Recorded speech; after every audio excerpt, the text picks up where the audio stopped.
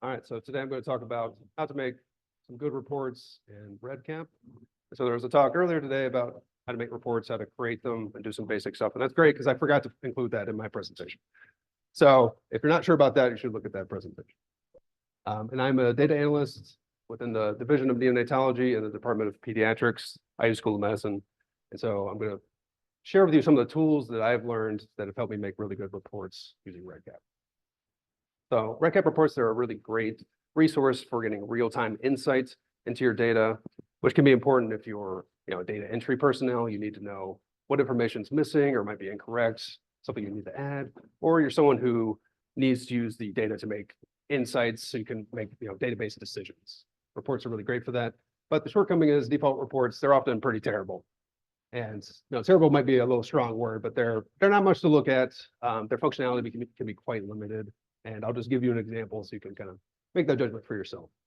And throughout this, I'm going to use patient information. That's the kind of data that I collect and I work with, but all of this is going to be fake and fabricated. I don't want to get a HIPAA violation.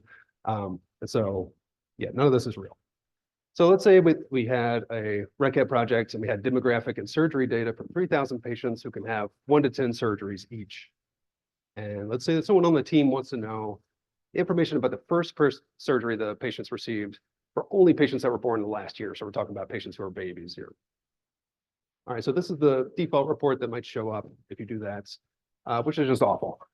So you have all this empty space here, which is really the main thing you can really see, because you have a repeating instrument for surgery, because you can have up to 10 surgeries. So that information's here. And then you have a demographics instrument, which is not repeating. So you can't have data from a repeating instrument and data from a non-repeating instrument show up in the same row. So you end up with all this empty space. And you also have problems with labels and variable names showing up for the columns. And then also here you have the surgery name and then the surgery number that corresponds there. And then also race, which is a checkbox category, shows up across 7 different columns for those 7 different options. So it really could be optimized here. So yeah, the main problems are it's ugly and you can't sort the data here. So yeah, if we wanted to sort by date of birth, let's say, so we would look at the most recently born patients first, you might click on the date of birth column, and then it would sort, so you have most recent date of births, that's great, but then you lose all the surgery information because the rows that have surgery information do not have a date of birth, and so that all gets pushed to the bottom. So this really isn't all that useful. So how can we improve this? Well, there's some simple settings you can use that remove some of this redundancy from the reports. You also can use a tool of calc text. So in the earlier talk with Andy and Isaac, they talked a bit about calc text with some more complex examples. So I'm going to make things a little simpler for you so you can use this for your own projects. But it's a really great resource that you can make your report more concise by combining information from multiple fields into one field. You can also provide new information that was not manually entered using calc text. And then report filter logic is also a great tool. So in this case, you can only include just those patients you're interested in. So only the patients that have been born in the last year. And in any report you make, whoever's viewing the report probably has one specific thing that they're looking for. And you can use filter logic to really hone in on that specific set of data. So there's not all this fluff they have to get through. All right, so in this talk, I'm going to start by talking about calc text and demonstrate what it can do and give you examples that you can apply in your projects. And then I'm going to introduce the NICU tracking log, since it's a REDCap project that I created, and how I use calc text and advanced filter logic to get some really great reports out of this. And then finally, we're going to visit that default report from hell that I just showed you, and we're going to consider how we can make this better, and I'll show you some tools to do that. So first, I'm going to talk about calc text. So this is an action tag. If you're not familiar with action tags, whenever you create a field in REDCap, at the bottom here, this pink box, that's where the action tags live. You can use those. So you have to click down on that box. And it works very similarly to a calculated field. So you may be familiar with calculated fields where you look at, for instance, the difference between due dates, or you do some basic mathematical equations or mathematical functions. But instead of returning a number, which is all that the calculated field can do, this returns a date or text. And it may not seem that impressive, but there really are a lot of uses of calc text. So you may have seen in that previous talk with Andy and Isaac. It can really do a lot of things. And I'm constantly surprised with what I can do with calc text. and how it can synthesize information, make it really much more simple. So if you're going to use calc text, you want to make sure that the field type is a text box because your output is going to be text or a date. And then you'll click down and action tags, this pink box, and I'll open a logic editor where you can type in your commands, whatever it is you want to do. So we're going to start with a really simple example to ease our way into using calc text. So the simplest thing you can do is just take an existing value and just copy it. So for instance, you might want to move a field from one instrument to a separate instrument. And so let's say we want to do that with date of birth. So we have date of birth that already exists, and we're going to make a copy of date of birth. So we would create a field, go to action tags, and then in our logic editor, you type at calc text, and then within parentheses, just put the field that you're interested in. So in this case, date of birth. And so when you do this, the data is not going to automatically update until the records are saved. So if you did this and put that copy date of birth into a report, it's all going to be blank. You would have to go into each record and save it so that the new calculation would be updated. But that's a real pain, especially if you have a ton of records. The easier way to do this is to use the data quality application. So when you're in REDCap, if you look at the left-hand side with all the applications, you can find data quality as long as you have the rights to it. And in there, you have various rules to make sure that your data are good. And the one that we're interested in is H. So it says incorrect values for calculated fields. So all the calculated fields are blank, but they should have the date of birth in there, so it's incorrect. So if you click on execute for that rule, you can click on view to see the incorrect values. And then finally, you can click on fix calcs now to update those calculations. And if you look down here, you can see that the date of birth copied. It should be December the 30th, 2020 for this first record, but there's no data.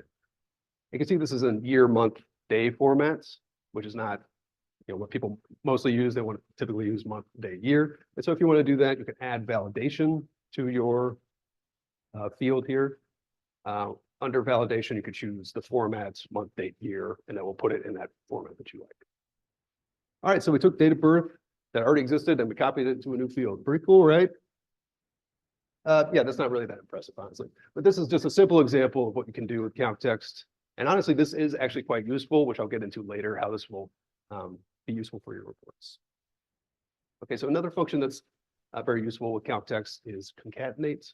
And that's just a fancy way of saying adding text together. So concatenate to add text to each other. And this uses the REDCap function concat. And so to give an example, let's say we're interested in gestational age of birth. So I work with data from babies. And so we're very interested in this. So that's really just how many weeks into a pregnancy was the baby born. And so 40 weeks is a typical term birth, but for premature babies, they may be 25 weeks or so. That's a really important data point that we capture. And so in a report, if we're looking at gestational age in weeks and days, as we typically do, it would look something like this. So you can see this is taking up quite a lot of space since it's a pretty simple piece of information, but it's separated across these two columns that each have a fairly long label. And so it's taking up a lot of space here. So if we wanted to make that a little more concise, we could use calc text. So in that logic editor for the action tag, calc text, and then within that, use the concatenate function. So concatenate, you just add different pieces of information that's all going to be pasted together. So you start with gestational age weeks, this column, and then we're going to add a plus here, and gestational age. And when we do that, it's going to make everything more concise. And another thing that I'll show you is another action tag called add hidden. And if you use this, the field will not display during data entry. So when someone's in there entering data, they're not going to see this new calculated field. It will only be showing up in reports and when you export the data. And so for the logic editor, we just add hidden to have that function. Then we run our data quality rule H to update all those calculations. And then this is what the new report would look like. So we have GA for gestational age. You have all the same information that's in this report, but it's much more concise. So if you want to have all your information where it's just easy to view, like this is a great way you can do that. Another use of calc text is with conditional logic. So that's using the function if. And here I'm going to start color coding stuff just so it's a little easier to follow the code. I mean, I'm going to show some examples where I'm using the code, typing in commands, and that can be a little intimidating. So here, everything's going to be color coded just so it's a little easier to follow. So if takes 3 arguments or just 3 pieces of information. The first is a logical condition. So it's something that's either true or false. The second argument is the output if that condition is true, and then the third is the output if that condition is false. And so if you've used the if function in Excel, like this operates exactly the same. And so this is what our syntax is going to look like. Use calc text, and then within that, if your condition, the output if the condition is true, the output if the condition is false. And so first going to show some examples using a calculated field. So you could do the same type of thing with calculated fields. It's just a little simpler. And in this case, it will return a number and not text. So a very simple example, you might say if 2 is less than 3, then 1, otherwise 0. All right, this is a pretty useless function because 2 is obviously less than 3. It's always going to be less than 3. And so your output's going to be 1. Right, but that's just to give you an idea of what the function will do. So something that's a little more complicated, you can use the year function in REDCap, which if you enter a date within that function, it will return the year of that date. So you might say if birth dates, if the year of that is greater than or equal to 2024, then the output's 1. And if this is not true, then the output's 0. All right. So not really useful, but maybe we're getting a sense of what you can do, what you can do with that. All right, so let's add calc text to this. So we can make the output be words instead of numbers. So if we did the same example before, if 2 is less than 3, then this is always true. And if 2 is not less than 3, then something is wrong, right? So that's always going to be true. Okay, and then the other example, so if the year of birth date is greater than or equal to 2024, then the output could be born after 2023. And if that's not true, then they were born before 2024. Right, so this last example, you're starting to get something that might actually be a little useful using calc text in the if function, and it's still pretty simple. But where calc text, with this conditional logic really shines, I think, is when you chain these if statements together. So you can get a lot more complex with your output here. And so to give an example, let's say you're entering data about which physician performs a procedure. And you also want to know the hospital where the procedure was performed. Okay, so you might know this physician works at this hospital, so you can deduce then this procedure must have been done at this hospital. And so you could have whoever's entering data, when they enter the physician, they also enter in the hospital, but then you're creating additional work. There's room for error. And since you already know, the physician's work at whichever hospital, you can use calc text to really hone in on this and get this to be calculated automatically. So no one actually has to actually enter that. So to calculate hospital, you may use multiple if statements that are chained together. So that might look like this, where you have your calc text, and then you have 4 different if statements. And so you have physician, so your physician may be Dr. So-and-so, but REDCap's going to code that as a number. And so the way you would read this is start with physician 1. If physician is 1, then they work at hospital C. The procedure was done at hospital C. And if that's not true, then a physician was 2, hospital C. If that's not true, then a physician was 3, hospital A. If that's not true, if physician's 4, then hospital A. And if none of these are true, so the physician's not 1, 2, 3, or 4, then the output's going to be hospital B. And this is a relatively simple example, but you can imagine every possible physician you have, you just say, if the physician is that physician, then they work at hospital, whatever. So you can exhaust all the possibilities of all the possible physicians, and then you can have the output of where the hospital where the procedure was performed. And that way, no one has to actually enter in any data, just automatically. Okay, so when you're using calc text, you might encounter some problems. So I'll try to help you with some of the troubleshooting. So unfortunately, it will not tell you if there's a problem with your syntax of the way you put the functions together. You may be familiar with this if you've done branching logic or calculated field. It will tell you if the syntax is valid or if there's an error. So maybe you have something misspelled, or maybe you're missing a comma or something like that. But unfortunately, for whatever reason, calc text, when you're doing this with an action tag, it will not tell you that. It won't tell you there's a problem. You'll just try to do it, and then nothing will happen. So your output could be blank if something, you just have a minor problem. So some solutions to that, if you're doing conditional logic, like the example I just showed, you can try that with a calculated field instead. So you replace the text with numbers, because the calculated field will tell you if there's a problem. So your field type, instead of text box, you go to calculated field. And let's say for this example, instead of having the output be various hospitals, you could just make it into numbers, so the calculated field could handle that. And so if this is not working with calc text, you put this into a calculated field, it will tell you there's an error. which maybe isn't helpful by itself, but you can just mess with it. It'll eventually tell you if it's valid and it's going to work. So in this case, we have 4 different if statements, all with opening parentheses. You only have 3 closing parentheses, so that's what the problem is. And if we add that additional parentheses, then it'll tell you it's valid. So you can take what you learned here and apply it back to the calc text, and now that you've solved the problem. And then the other option for troubleshooting is really just keep things simple, gradually make them more complex, which is a good idea for any kind of troubleshooting. If you try to make a really complex calculation and it doesn't work, it's really hard to tell why. Okay, so moving on, I'm going to talk about the NICU tracking log. So this is a REDCap project that I created. I'm going to show you how some of the tools that I use to make some really good reports with this. And so what this does is we track patients in the neonatal intensive care units or NICUs at Riley Hospital for Children. So these are babies seeking the most intensive care for whatever problems they have.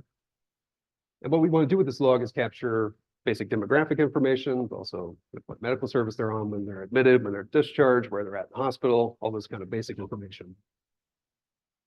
And we're using this in a shared Excel document on Teams, which was fairly simple, but wanted to update this to REDCap, which maybe a lot of you have experience with that, moving something from Excel to REDCap. And I was really impressed with what REDCap was able to do. I really didn't think it was going to be that much different, but really the reports in REDCap have been really, really great and a much big improvement over Excel. Some of the uses of this project, it's an initial repository for basic NICU stay information. So a lot of people are interested in NICU information for their quality improvement projects or for research projects. And so this is an initial repository where we can ensure that all the information is accurate. And then I occasionally will push this information to other REDCaps automatically. And then we also track information for 2 national NICU databases. So it's a good place to track whether the information's been uploaded to this database, what information still needs to be added, what information has been added already. And then of course, assessment of NICU outcomes. So at these NICUs, we get the sickest of the sick patients. So unfortunately, some of them die. And so that's something that we really want to capture. And anytime there's a death, people want to know, why did they die, under what circumstances, and make sure that those numbers aren't changing over time, that sort of thing. But there's other information such as length of stay or NICU capacity that may be important for members of the team to assess. So some of the challenges in creating this REDCap project. So there's 2 different NICUs. Maternity Tower NICU is a level 3 NICU. Simon Family Tower is a level 4, the highest level NICU.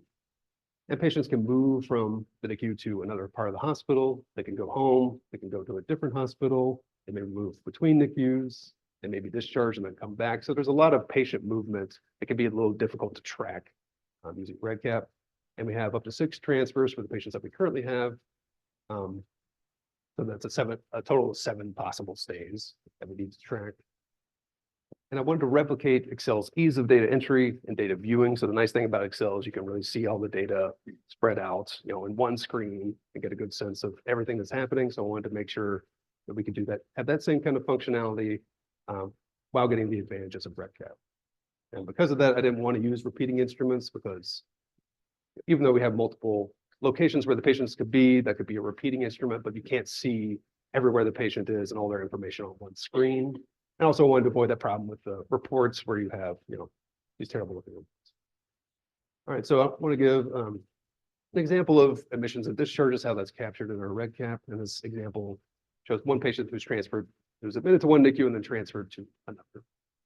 So here we have, remember this is fake patient data, but this patient was in maternity tower, and then various information about their initial stay. And then they were discharged to intra-facility transfer, so that means within the hospital, and they went to Simon Family Tower, the other NICU.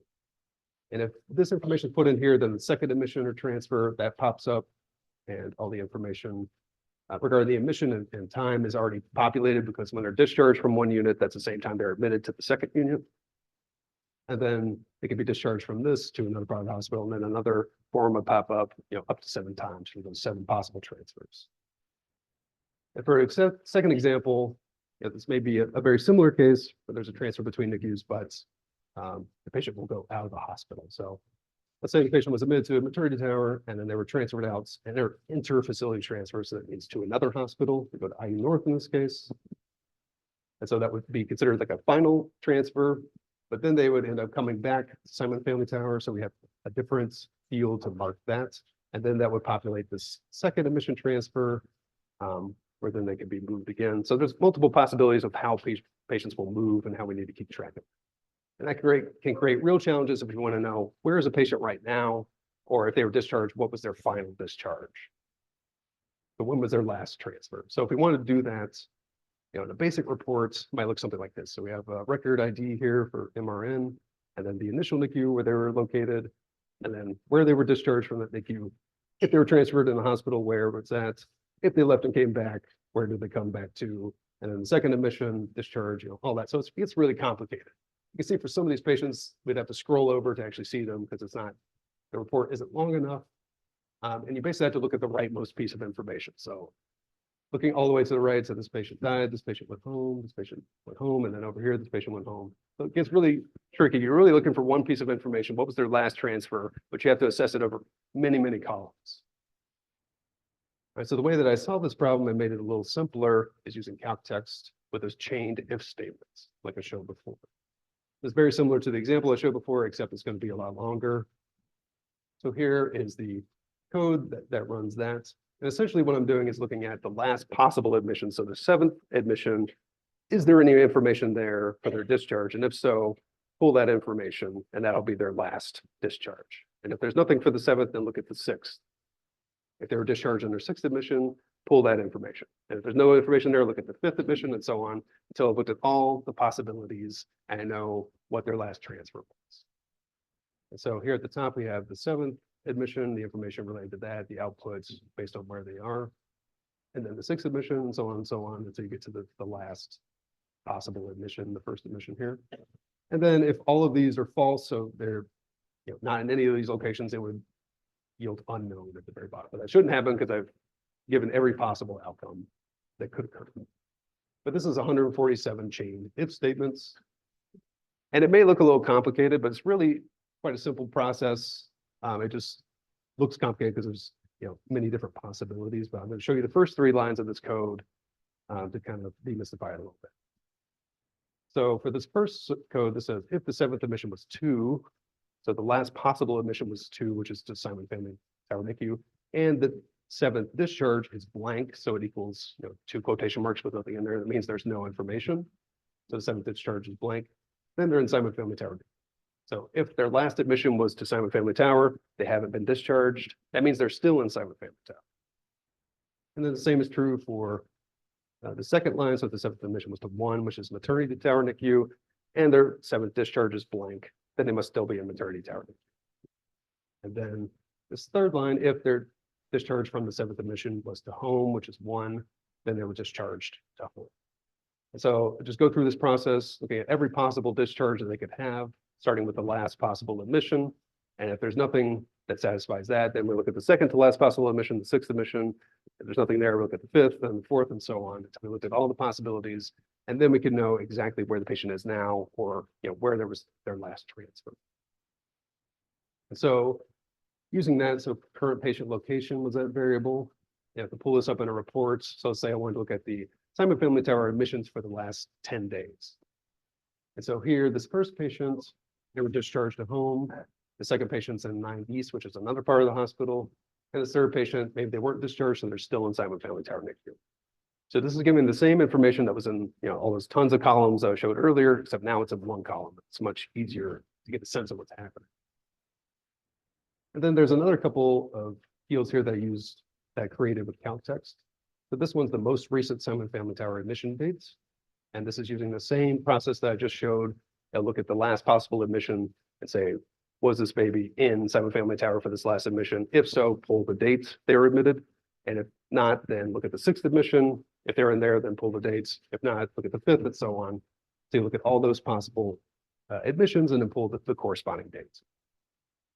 And then lastly, the name field, I created that with calc text and concatenates. So first name and last name are 2 different fields. And so I just concatenated these, adding the first name and then a comma, space, and last name, comma, space, and first name. So that's not really necessary, but it does make things a little more succinct for this report. All right, so the other major tool that I use to make reports for this NICU tracking log project is various filtered logics. So let's say you wanted to find missing data. So this is a common occurrence where, maybe the data wasn't available when someone put it in initially, or you just want to know, what needs to be updated so everything can be completely as accurate as possible. So let's say we wanted to identify patients that were admitted after June 1st, 2023, and have missing data for race, ethnicity, or their language spoken at home. So the first thing you can do is filter by dates. And that's pretty simple. That was shown in the report talk earlier. So we can look at admit date 1 and just say, it's greater than 6/1/2023. So when you're editing the reports, there's an option for filters. You can use the simple filter and just look at admit date 1. It's greater than 6/1/2023. And now pull only those patients that were admitted after that date. And so this is really terrific. I'm pretty sure this used to not work because I could never get it to work for the longest time. And I had to do some workaround, which is really complicated. So this is great that this worked. But if we're looking for missing data, that's going to be a little more complicated. And so we're going to have to actually use the advanced logic. So this right here is the simple logic editor. But you can also use advanced logic editor where you have to actually type out the commands. And so since you've already put this date filter in there, it's going to pull that into the advanced filter for you. So you have a mid date greater than 2023/6/1. So that's great. And then we're going to identify the missing data. So there's two different methods to do that. Let's say you wanted to look at ethnicity information that was missing. So any patient that is missing their ethnicity and want them to show up in the report. So the first method, you just call the variable name for ethnicity and say equals, and then 2 quotation marks with nothing in between.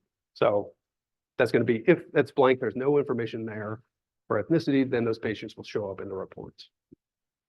And the other option is to use the function is blank or missing code for ethnicity. And so what this is going to do is if it's blank, those patients will show up, but also if there's a missing code, so they'll show up as well. So a missing code, you might not have that in your projects, but it's something that's optional, where let's say you're going to put in ethnicity, you might have a couple missing codes for unknown or for temporarily unavailable.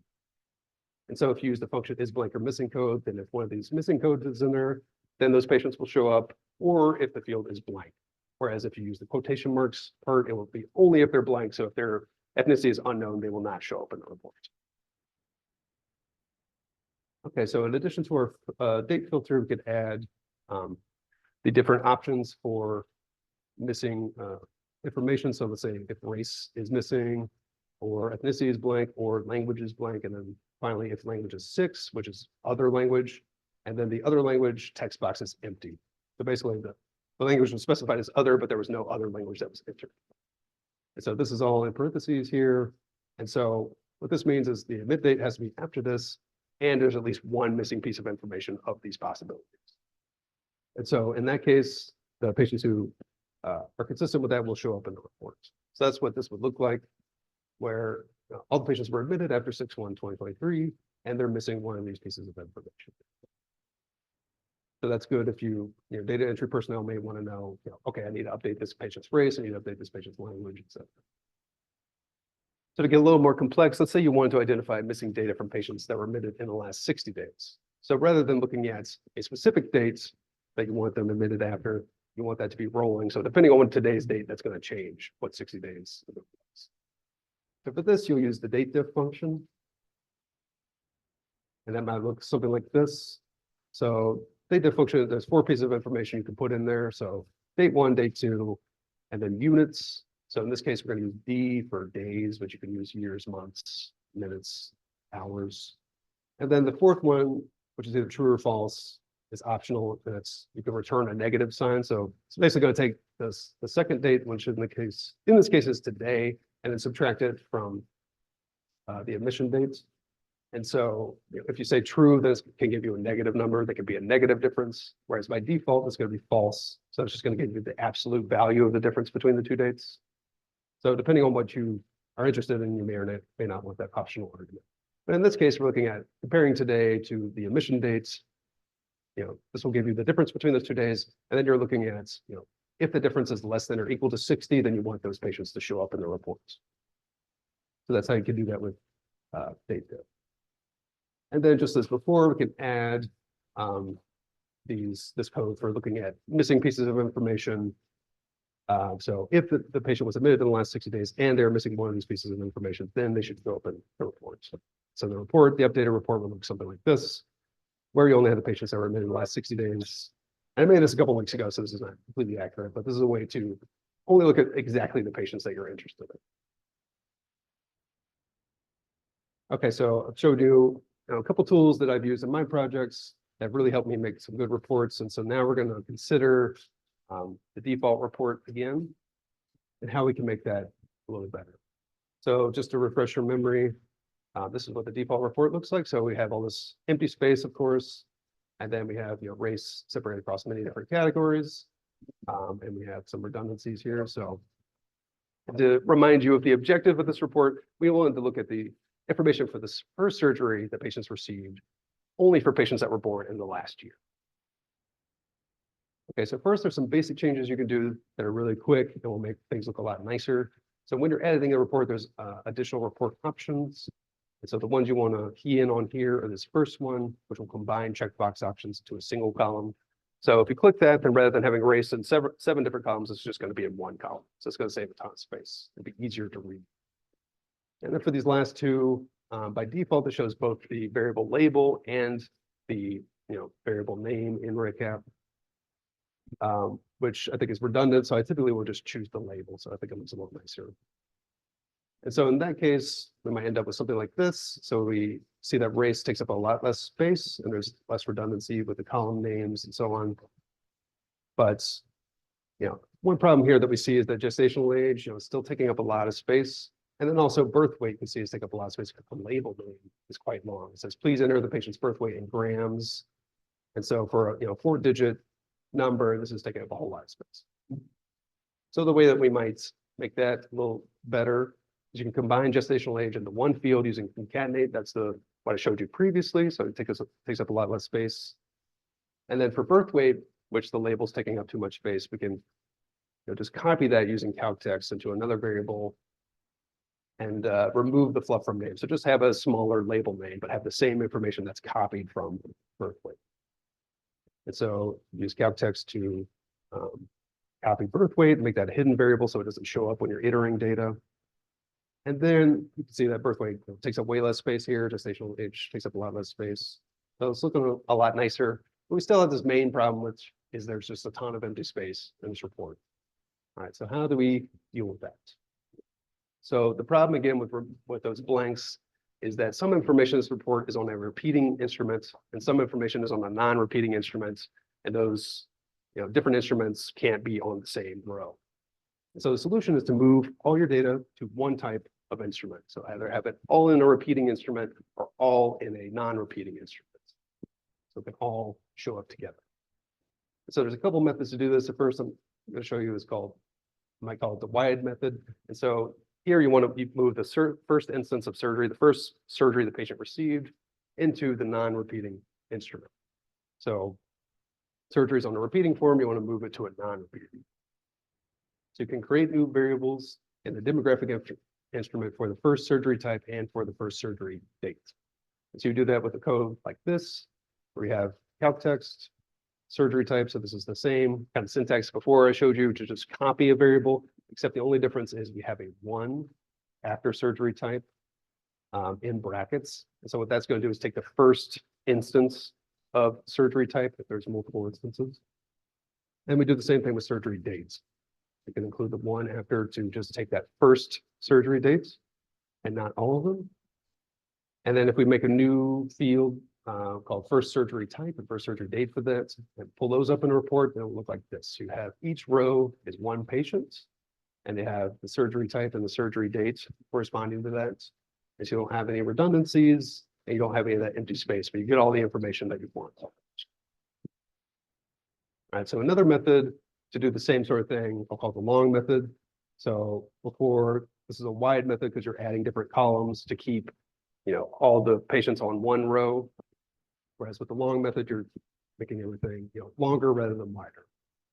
And so here, it's just the opposite process. So we're going to use calc text to import the demographic information to the repeating instrument rather than the other way around. So again, everything's on one type of instrument. So here we can do that with just calc text, it's just copy a field, so record ID, and moving that to the repeating instrument. So if we do that, you see here that we've removed the empty spaces, but now there's a row per surgery. And so this patient had 9 surgeries, I believe, and so there's 9 rows that correspond to that patient, but each row is a different instance of surgery. And you have the record number, date of birth, and birth weight that's repeated for all of those rows. And then you can filter to just get 1 row per patient. So the way we do that is using smart variables. There's a new tool that I haven't talked about, but when you're entering and when you're editing the reports, and you go to filter options, you can use the smart variable current instance, which for a repeating form, it identifies which instance of the repeating form is 1, 2, 3, 4, et cetera. And you want that to equal the first instance, which is typically going to be number 1, right? It's the first surgery. And then importantly, you want to uncheck this box, which says, so show data for all repeating instruments or events, because you only want the first repeating event. And so if we do that, this is what the report looks like. So it looks similar to our one from before. So each row is 1 patient, and the surgery type and surgery date are that first instance of surgery, right? So we got rid of all the empty spaces, and we're looking at just what we want here. So this long method, one of the shortcomings of that, here you can see that race is not included. That's because race is a checkbox, and you could use count text to move a checkbox category to another instrument, but it would be really complicated. I wouldn't want to do it. So that's a shortcoming here. It's hard to move race in this case